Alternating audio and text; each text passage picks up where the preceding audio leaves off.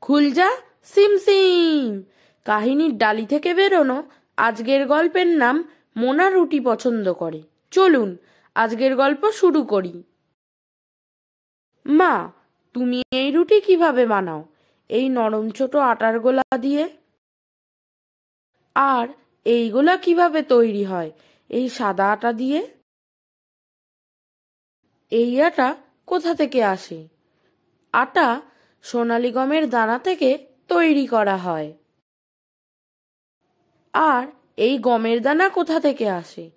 আমরা আমাদের জমিতে এগুলি চাষ করি। আমরা কিভাবে গম চাষ করি?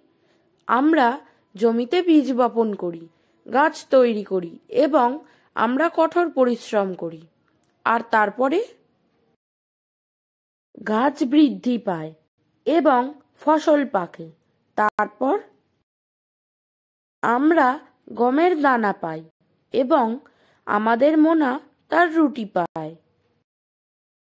ফুলকো গরম আর মজাদার রুটি।